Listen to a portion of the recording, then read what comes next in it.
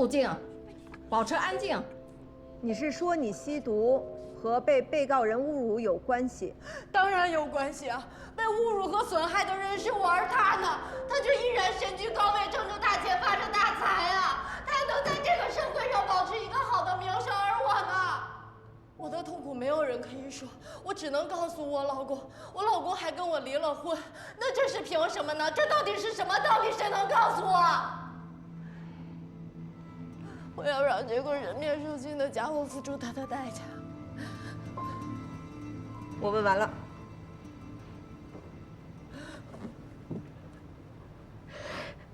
我看他坚持不了多久了，咱们抓紧时间吧。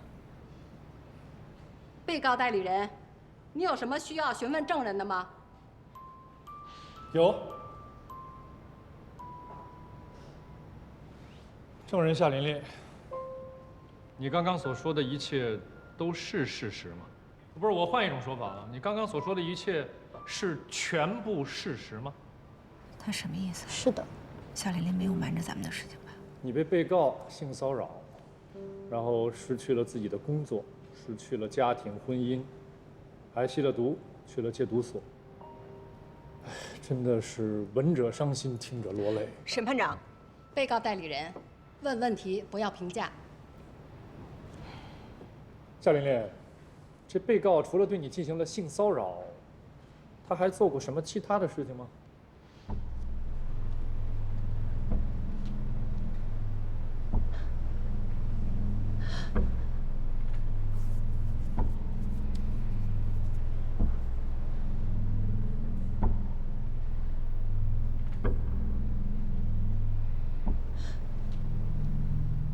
他还强奸过我。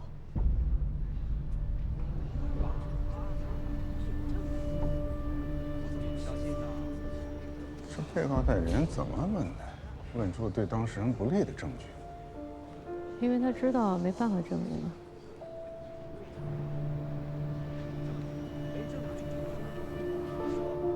居然还有这种事情？那你能告诉一下大家，这件事是怎么发生的吗？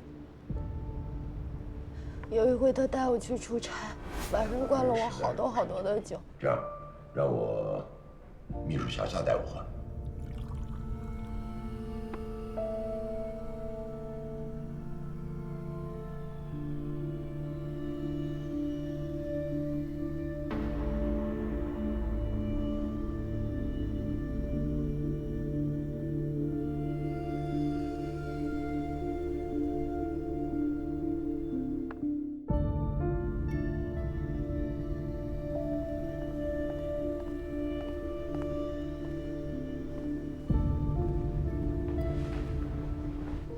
然后就非得把我往他房间拉进去，我不愿意进去，然后他非要拉我进去。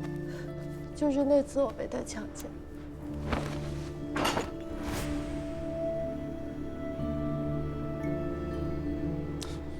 是强奸啊，还是两个人自愿发生了性关系啊？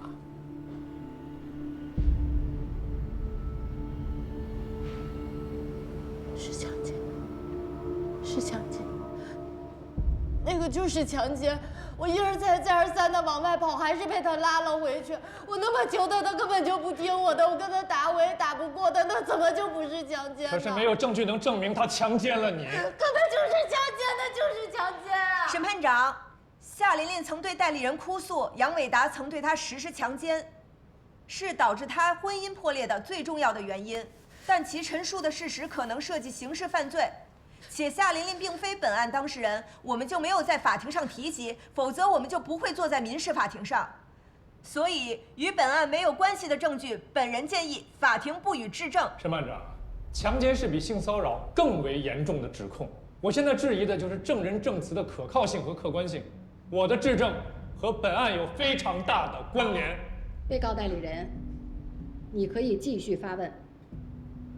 再拖下去就麻烦了，没有人性的东西。对不起了，对不起了。夏琳琳，经过几次戒毒所啊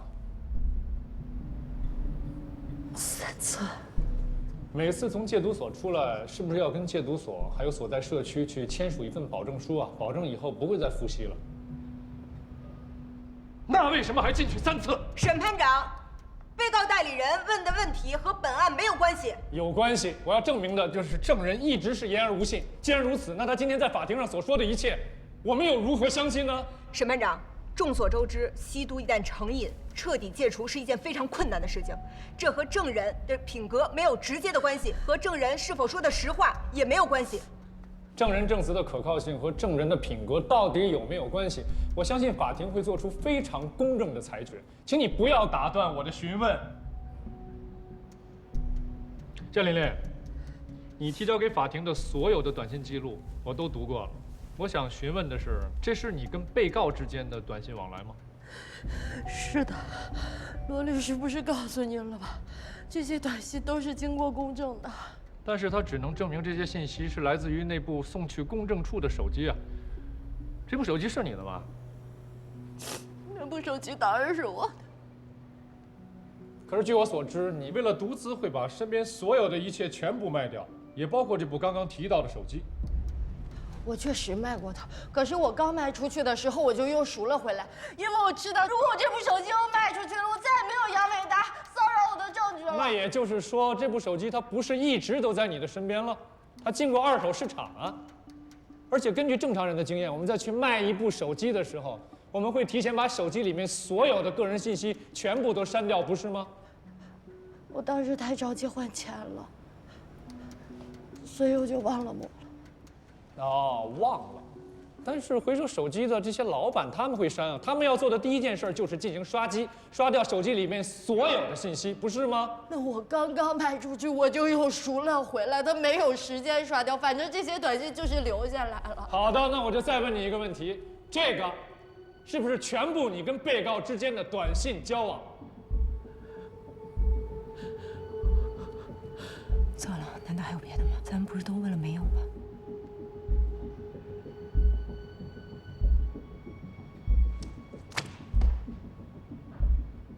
审判长，我方有新的证据要提供给法庭。审判长，举证期限已届满。原告代理人，是你一直强调要让新的证人出庭作证。根据最高人民法院关于适用中华人民共和国民事诉讼法的规定，第99条第3款，申请提供反驳证据，不受在前确定的举证期限的限制。审判长，需要我重新申请举证期限吗？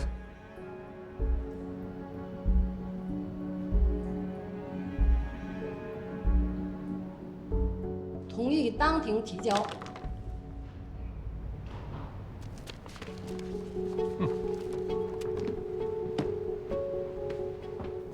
审判长，这个是2016年证人和被告之间的短信记录，是经过公证的。你从这个记录可以清楚地看出来，证人利用所谓的性骚扰理由，反复地敲诈我的当事人，并且是狮子大开口，一次比一次多，最后一次达到了惊人的100万。初检，麻烦你把证据给证人出示一下。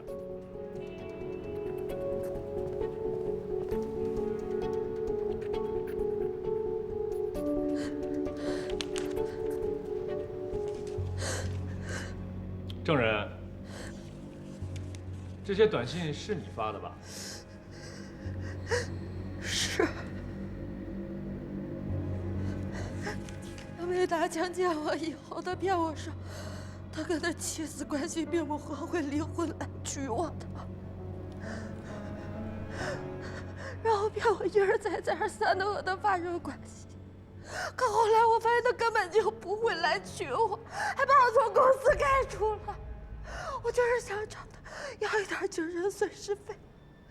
审判长，被告方拿出的这些证据，恰恰可以证明被告以谎言欺骗证人和他保持不正当的性关系。在发生性关系之前，被告曾经对证人进行了长期的性骚扰。不对。这些短信记录最多只能证明他们2个发生过性关系，而在发生性关系之前，到底是谁骚扰谁，谁诱惑谁，谁勾引谁，这还说不准的吧？对方代理人，是你们拿出了他们之间后面的短信往来，我们取得了他们之前的短信往来。这2批短信清楚地勾出了他们之间关系的发展过程，先骚扰后强奸。你们不能只承认后面的强奸，不承认前面的性骚扰。错了，我们从来没有承认过强奸，我们只承认他们2个发生过性关系。至于你刚刚提到的前后2批短信，我想提醒法庭，这2批短信并不能证明是来自同一部手机。就像我刚刚质疑的一样，证人的手机是经过2手市场的，而且呢，我们也去通讯公司查过，对方提供的这些短信是没有原始记录的，而我们提供的这些是有原始记录的。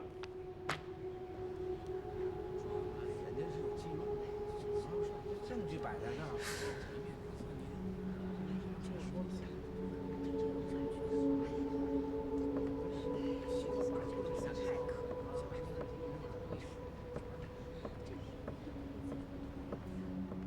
被告还有问题吗？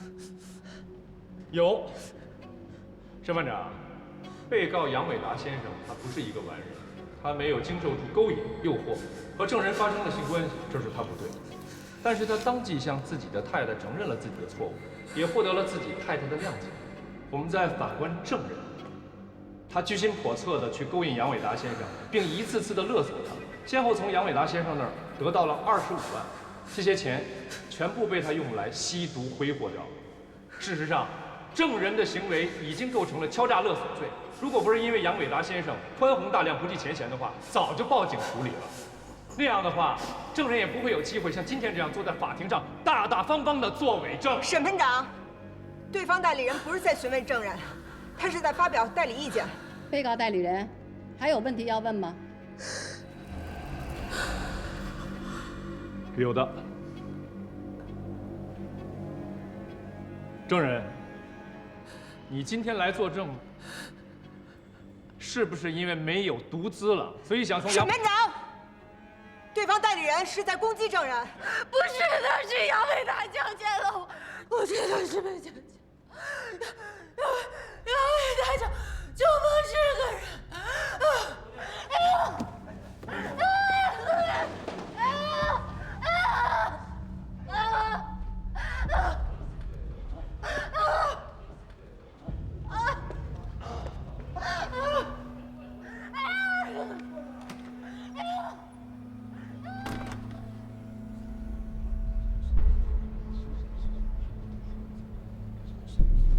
好戏。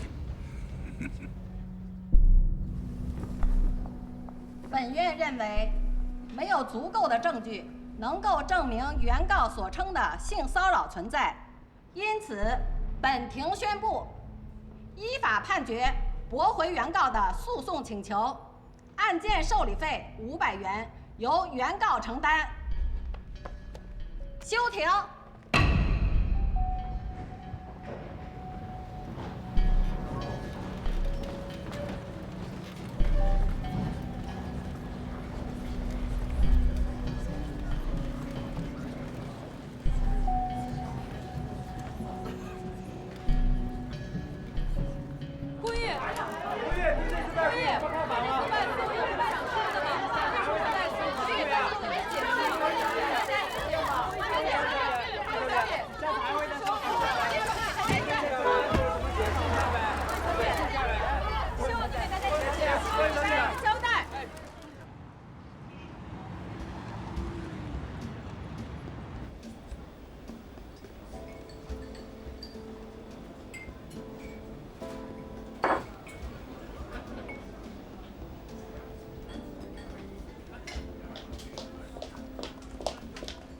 你还是人吗？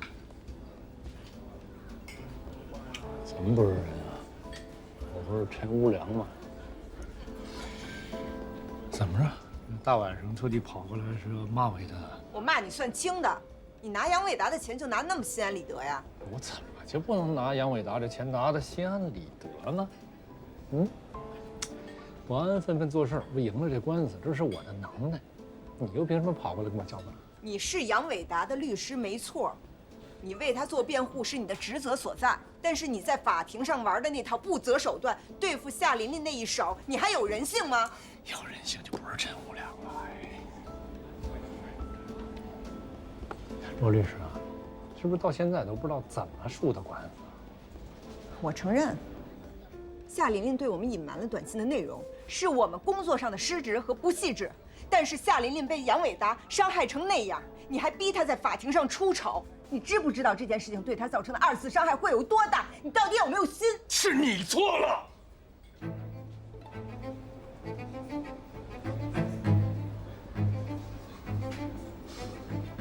夏琳琳，他是你找来的证人，他不是当事人。你的当事人的名字叫郭玉，你最应该考量的是郭玉的利益。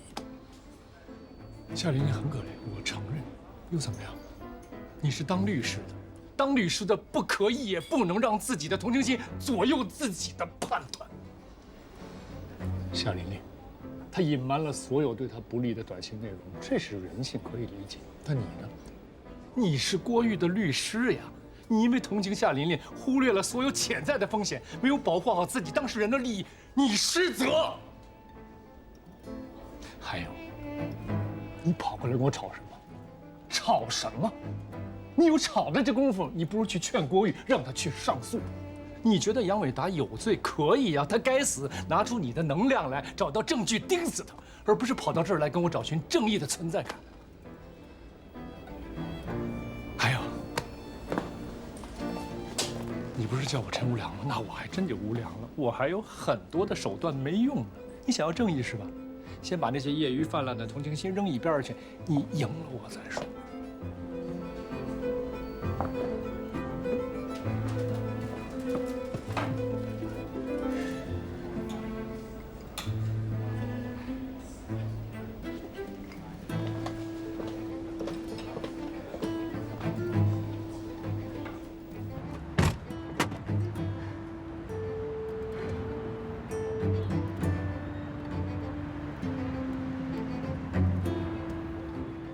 你觉得杨伟达有罪可以呀，他该死，拿出你的能量来，找到证据钉死他，而不是跑到这儿来跟我找寻正义的存在感。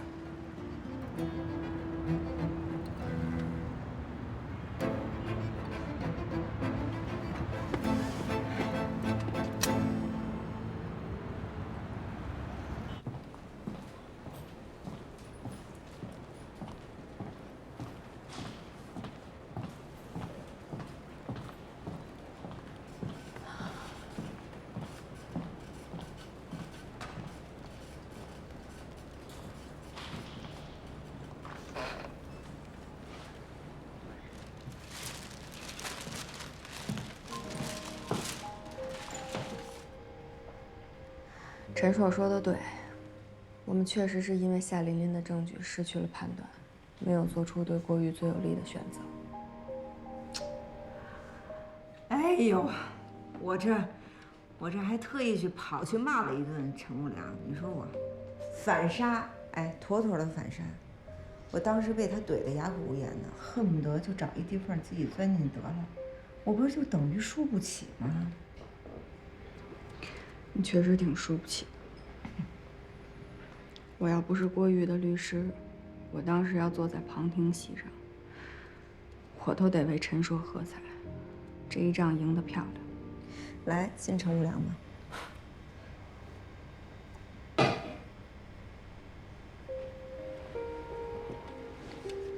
也不知道郭玉现在怎么样。今天晚上他肯定也不好受。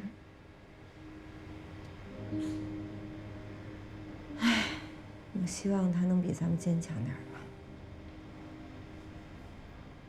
为什么一定要让他坚强呢？是我们无能，错又不在他。你说他还会上诉吗？应该不会吧？这官司都打成这样，也没必要。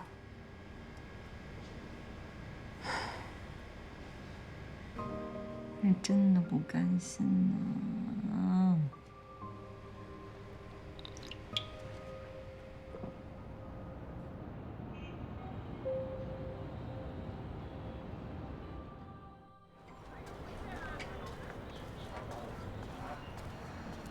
来了！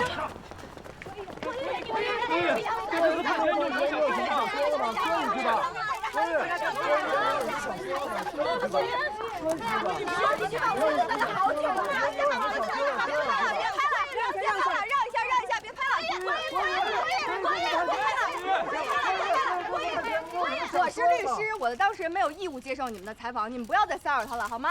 郭宇，你要签个郭宇，我也要签个郭宇。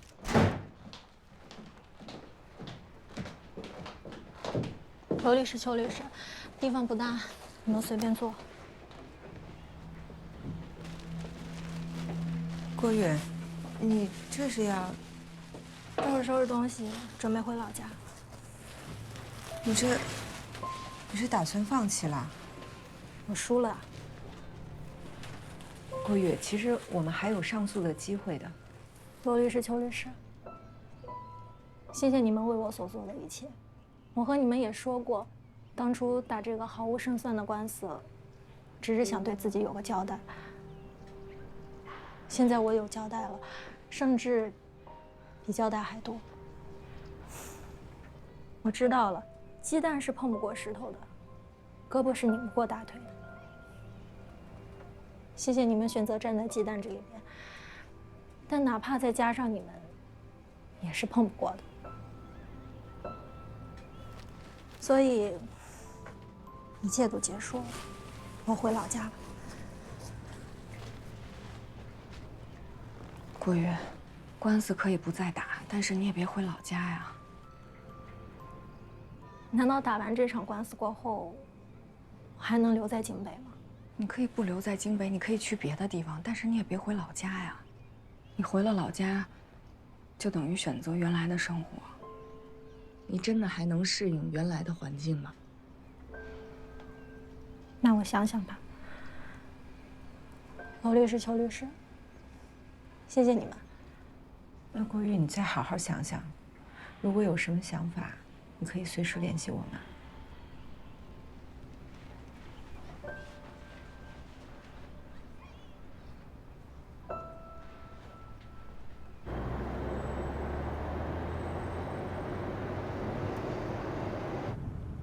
这就是理想主义付出的代价。秋华，这事儿怪我，你一向比我实际，是我拖累了你。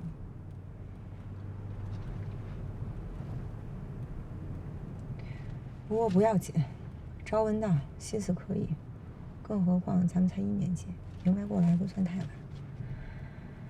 哎，以后这种案子啊，打死我也不接了。拿什么理想啊、正义这种大词儿往我脑袋上砸，我也不接了。我要再犯糊涂，你就踹我。等回去，咱们就去找陶律师，把那个专利案给要回来。咱现在已经是上升到年入几十万的律师行业，只要咱们不犯糊涂，年入几百万那只是时间的问题。野心再大一点儿，过个10年8载的想赶超方力宏，那也不是不可能。这么一想，哎，也挺乐观哈。哎，对了，昨天在法院门口那给你献花那粉丝谁啊？你男朋友啊？现在不算是，以后有可能吧。啊？他什么情况？没什么情况啊，就是对我挺好的，很忠诚。嚯，说还不是吧？追你忠诚就够了。以前我可能也不太甘心，但是现在想想，可能也不错吧。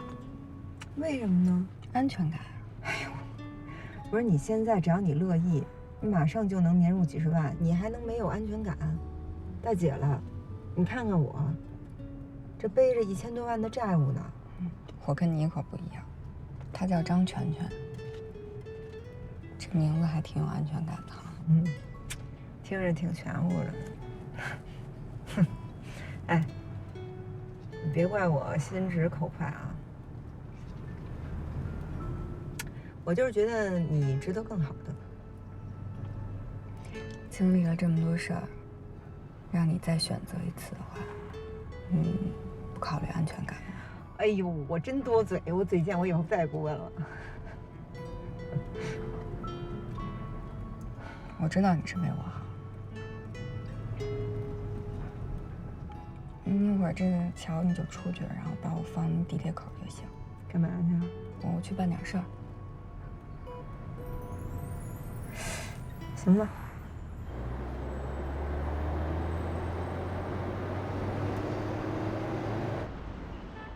当初我就不同意接这个案子，结果怎么样？居然弄一个瘾君子到法庭上作证，让咱们所成了法律界的笑话，对我们所的声誉造成多坏的影响啊！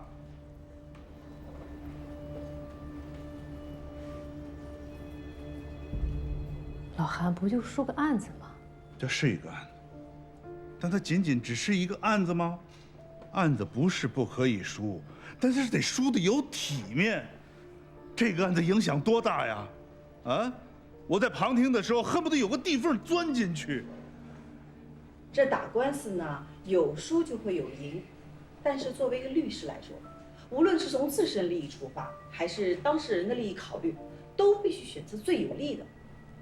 这个案子当初我们合伙人会议上都讨论过，方律师，你不是不知道这胜算很小，既然胜算小，输了那影响又很大，那为什么要接这个案子啊？案子可以输，但不能输得蠢。现在这案子就是输得很蠢的那种。当初我就不建议他们打性骚扰。好了，都是我对不起大家，可以吗？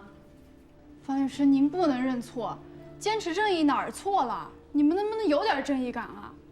明明知道那些女孩就是受到性骚扰了，罗律师和邱律师也尽了全力了，怎么还能这么说呢？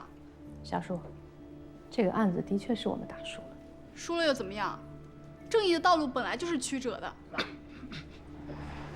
电视剧看多了，你才电视剧看多了呢。哼，在法庭上罗云子他们出状况的时候，我看笑的最开心的就是你吧？自己的人打输了，怎么那么高兴呢？啊，我看你就是巴不得咱们律所出丑。你怎么冲我来了？我哪儿高兴了？别以为我没看见，你嘴角都咧到耳根了。我真看不起你这种人。方律师，你不能认错，你没错。夏叔，大家在做工作总结，案子输了，经验教训要汲取。坐下。真对你们失望。小叔，小叔，别介意啊，这孩子还是没长大，太年轻。还没长大，你让他当合伙人呢？老韩，你说这个话什么意思啊？你如果不想让他待在刑辩部，他可以跟我啊，我要。我说什么了？你说什么？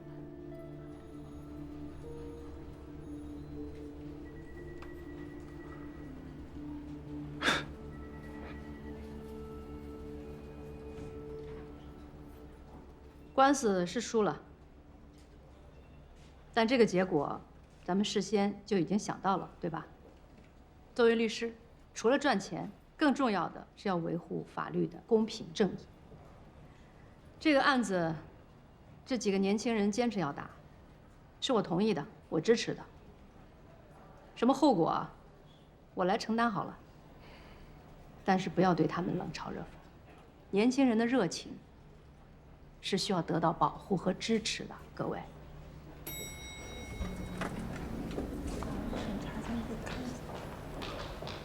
罗律师、方律师让您回来到他那儿去一趟。啊，好，谢谢。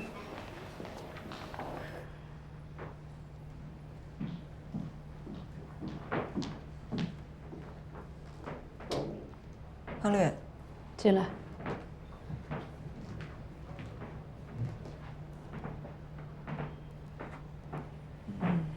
您找我有什么要跟我说的吗？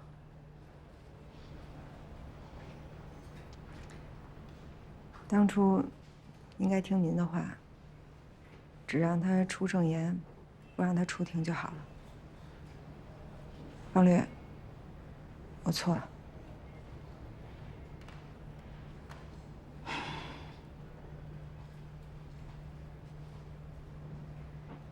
知道错了就好。这事儿已经过去了，以后还是该干什么就干什么，啊。可是我心里还是不服气。毕竟这件事情大家都知道它发生过，对吧？还嫌丢人丢得不够大呀？这件事儿已经过去了，不要再提了。就算当事人他再找回来，你也不要趁这个茬，明白吗？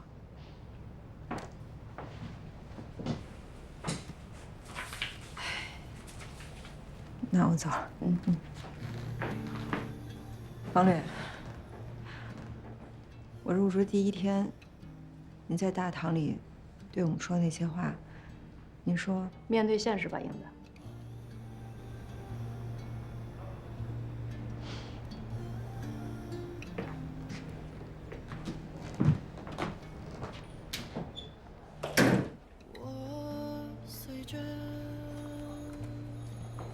风吹过的方向，吹着阳光和土壤，自由生长。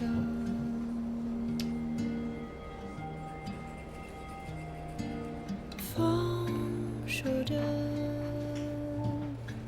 别停下你的追逐。严秋华，你在哪儿啊？你接下来的事儿，咱们俩商量商量呗。英子，我在外面有事儿，我晚点回去再跟你说啊。不好意思啊，田女士，您之前一直在杨总的公司吗？哦，我之前在别的部门，刚调到杨总的办公室不久。姑父，路上没堵车吧？还行。杨太太您好。不用叫我杨太太，我姓田，叫我田总就好。请坐吧。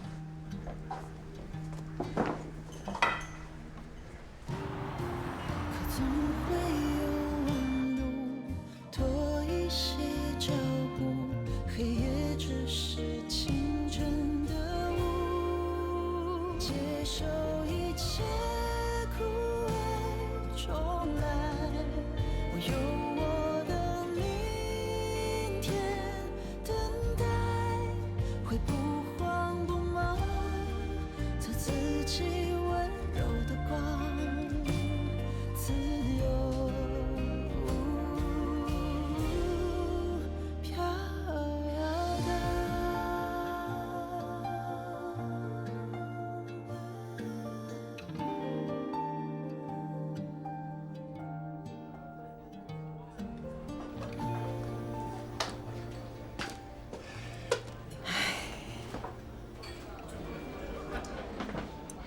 干杯，刘太太。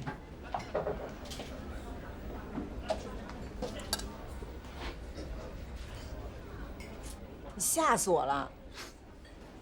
别瞎碰啊！告诉你性骚扰。对不起对不起。给他加一杯，算我账上。好的。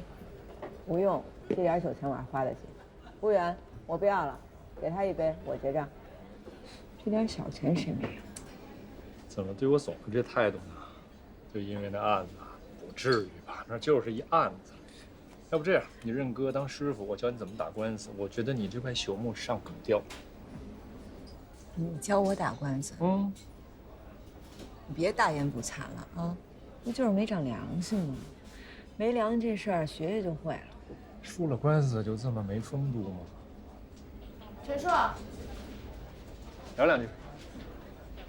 哟，这刚几天又换一个。哎，就这么厉害，追我的女孩排着队呢，甩都甩不掉，怎么办呢？那这回这叫什么呀？是叫丽丽啊，还是叫芳芳呀？倩倩，一空姐。行。哎，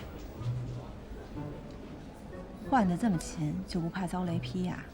我还乐在其中。陈硕，这位是？介绍一下。啊，不用了。陈硕，咱们俩都分开这么久了，你能不能就别再缠着我了？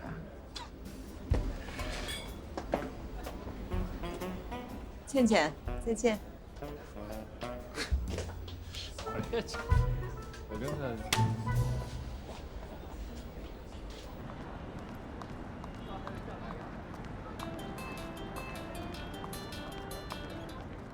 喂，秋华。喂，英子，你在哪儿呢？你赶快回来，我有事儿跟你说。不是你是不是变态呀？现在都几点了，都快10点了，你还加什么班啊？那工作是为了更好的生活，你要是睡不着啊，我去接你，咱俩出来喝一杯去啊！你马上回来吧，我就在办公室等你，啊！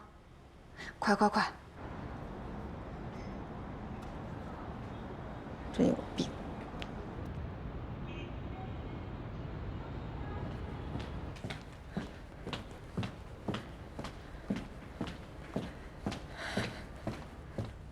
邱律师，邱律师回来啦！我告诉你，你呀，就得跟我学一学，就算是被人揍得鼻青脸肿的，也给打扮漂漂亮亮出去喝一杯。杨伟达完了。什么？杨伟达完了，他会被剥夺得一干二净，他会变成一个穷光蛋。被谁啊？被他老婆。快快坐下坐下，你听我好好跟你说。我们将会有一个大案子，如果打得漂亮，能挣很多。不是谁给啊？杨太太。不是秋华，你这说什么乱七八糟的？我怎么听不懂啊？你还记不记得咱们去见杨伟达的时候，他身边那个新来的女秘书？小田儿，杨总，给2位律师端茶。好。哦，你是不是说那个姓田那姑娘？对，就是她。我当时就注意到她了。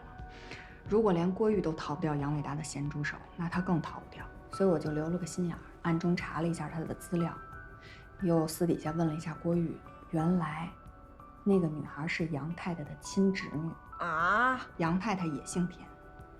不是，那这杨太太没事儿吧？她不是把家里人送入虎口吗？所以说呀，就有2种可能。一种可能就是杨太太一点都不知道，还有一种可能就是杨太太知道，故意把自己的侄女安排在杨伟达身边监视他。你想想，这几年杨伟达身边的女秘书跟走马灯似的换。对，他那办公室里安那监控，杨伟达不可能给自己安监控吧？肯定是他太太偷偷给他装的。这女的啊，真是个狠人哈！秋华，你也是个天才。还有更狠的呢，我就暗中通过小田联系了一下这杨太太。刚一开始她不表态，等咱们这边庭审一结束，她马上就来联系我了。果然和我猜想的一模一样，杨太太早就知道杨伟达的臭毛病，她之所以隐而不发，有她自己的目的。目的？这公司是杨伟达的。但是这女的想离婚，所以他就给拿到杨伟达出轨的性骚扰的证据，从而就可以谈一好价钱。就是这样。这公司是杨伟达创立的，杨伟达是大股东，占35%，他太太占7%。离婚不是目的，把他的财产剥夺干净才是杨太太的真正目的。哎呦，这女的可太厉害了。她之前一直下不了决心。是因为担心还不足以把他剥夺干净，那就看田总您怎么想了。您是想一辈子和一个总是背着您在外面偷鸡摸狗的人绑在一起呢，还是选择离开他，重新开始自己的新生活？其实婚姻啊，也不一定非要有夫妻之实，你可以把这场婚姻看作是合资企业。只要能让利益最大化，各过各的也没什么不好。那就要看这个合资企业中，您的合伙人会给企业带来多大的风险了。这次郭玉的事情应该算是一个风险提示吧。只要您丈夫毛病不改，这个风险总是存在的。这次是郭玉，下次可能就是别人。那下一次您的丈夫还会这么幸运吗？再说了。您可能只是觉得现在的社会舆论对您丈夫是有利的，但社会舆论这个东西您也应该理解，不定什么时候风向就转了，到那个时候您的合资企业可就危险了。说的有道理。那如果我选择离婚的话，你们能帮我从他身上拿到什么？您想从他身上拿到什么？拿到他的一切。他名下的股份，所有的股份转到我名下，这个你们能做到吗？这要看您手里的证据有多少。不少。被他骚扰过的女孩不止郭月一个人，凡是单独进入他办公室的，他都骚扰过。伟达基金资助过的那些女孩子，无一幸免。这些证据够吗？如果是这种情况的话，我个人建议别打官司，私下跟他谈判。这个我同意。他这个人我清楚，不能把他逼急了，不能让他破罐子破摔。他要么保名，要么保钱，而我想要什么，你最清楚了。现在，所以我们只能和他私下谈判，拿着这些证据，逼他放弃股权，逼他净身出户。你很厉害，田总，您更厉害。愿意接我的案子吗？当然。你的代理费想要多少？100万。胃口不小。